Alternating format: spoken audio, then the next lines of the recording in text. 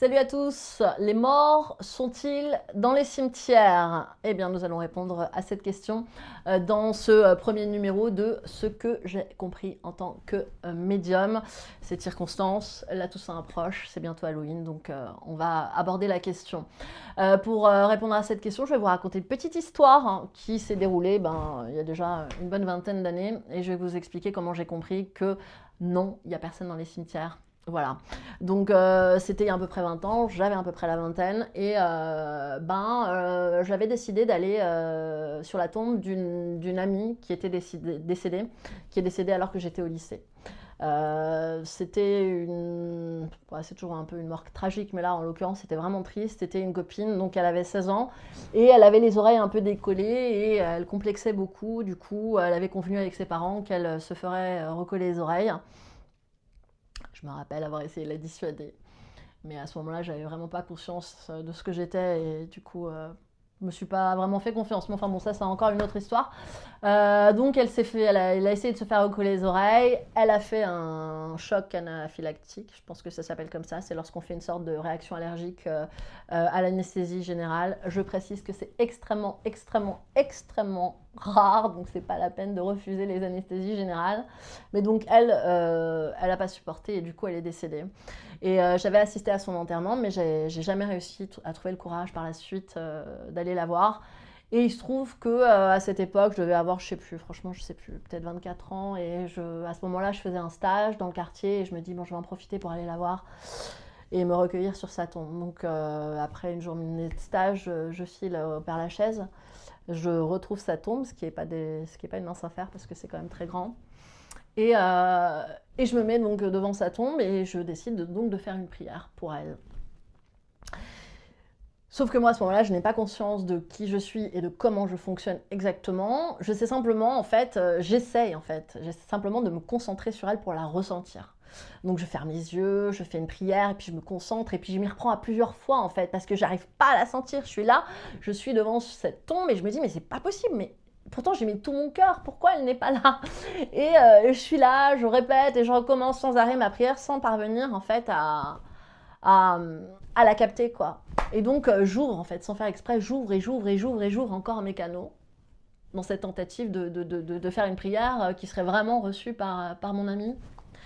Et à un moment donné, alors que je suis là, hyper concentrée, en train d'essayer de la sentir, d'un seul coup, je sens comme une présence et quelque chose d'un peu négatif, quoi. Donc, je finis par ouvrir les yeux. Et là, je vois au sol, peut-être à 1 mètre de moi, une sorte d'ombre grise, mais assez dense, quoi.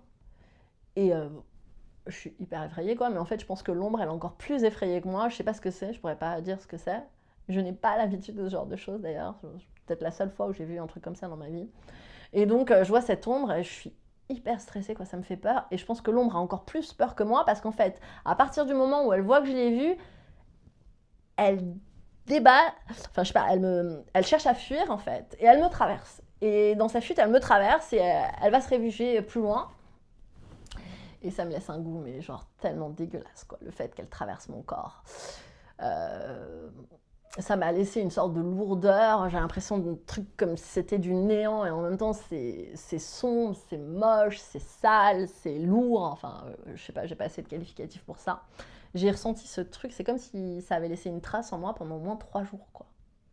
Donc voilà, je vais au cimetière, j'essaie de prier pour mon ami et en fait j'ouvre à tel point que je vois cette chose qui me traverse et qui était donc là.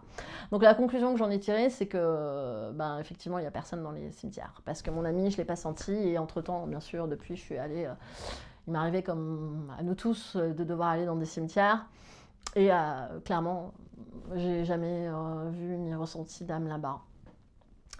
En revanche, donc, j'ai constaté qu'il pouvait y avoir d'autres choses comme cette ombre grise qui m'a traversée. Je précise tout de même qu'au moment où je suis allée voir mon ami sur sa tombe, c'était une période où moi j'avais une peine de cœur. Donc en fait, ma vibration était assez basse. J'étais pas hyper lumineuse à ce moment-là. Et donc je me demande si ça n'a pas participé aussi au fait que peut-être je sois traversée par cette chose plus facilement ou que je l'aperçoive. Enfin, j'ai pas de réponse à tout. Simplement, ce que je peux dire, c'est qu'à ce moment-là, moi, j'avais déjà une tristesse en moi et c'était peut-être pas le meilleur moment pour aller du coup au cimetière. Donc pour répondre à votre question, si vous la posez, 1, il n'y a personne dans les cimetières. 2, que quand il y a quelque chose, c'est pas forcément quelque chose de positif. Parce qu'en fait, ils savent en fait que les gens qui viennent dans les cimetières sont tristes, qu'ils ont une vibration basse et que du coup, bah, c'est peut-être plus facile justement de les traverser, voire de les pénétrer. Je ne veux pas trop m'aventurer sur ce chemin-là parce que je ne suis pas experte. Hein. Mais si j'avais un conseil à donner, ce serait d'aller au cimetière dans des moments où on se sent fort. Ne pas y aller quand on est vraiment au fond du gouffre. Parce qu'à ce moment-là, on est dans une situation, dans une période de fragilité. Donc voilà, on peut aller au cimetière. Évidemment qu'on peut aller au cimetière. Moi, je trouve ça beau même d'aller au cimetière et de déposer des fleurs et de s'occuper de la tombe de quelqu'un. Si vous, ça vous parle, allez-y. Mais sachez que ça n'est pas une obligation. Vous n'êtes pas obligé d'être sur la tombe de quelqu'un ou à côté d'une personne défunte pour pouvoir communiquer avec elle. En fait, la personne défunte, ce qu'elle capte, c'est votre amour, c'est votre vibration. Donc, vous pouvez faire ça de chez vous ou d'une église ou vous allumez une bougie, vous achetez un bouquet. Enfin, ce qui compte, c'est la vibration que vous avez et que vous transmettez dans votre pensée d'amour pour la personne. Ça fonctionne. Et donc, il n'y a pas besoin d'aller au cimetière nécessairement. Je le précise parce qu'une fois, il m'est arrivé d'être face à la tante d'un ami. Je ne me rappelle plus exactement les circonstances, mais je me retrouve à table face à elle. Et j'ai ressenti toute sa tristesse de ne pas pouvoir aller au cimetière. C'était un peu compliqué parce que j'avais pas envie de dire que j'étais médium et puis j'ai toujours peur du regard des autres. Mais à un moment, je me suis lancée et je lui ai dit, excusez-moi madame, je ressens que vous avez une énorme tristesse et que c'est lié au fait d'aller sur la tombe de quelqu'un. Et donc, bon, voilà, l'étonnement, évidemment, et comment vous savez, et blabli, et blablabla. Et puis, bon, je lui explique que je suis une hypersensible.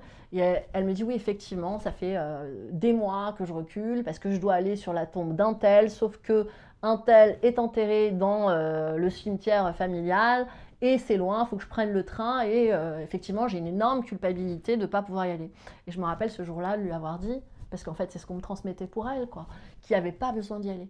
Qu'elle pouvait simplement avoir cette pensée d'amour pour son proche défunt.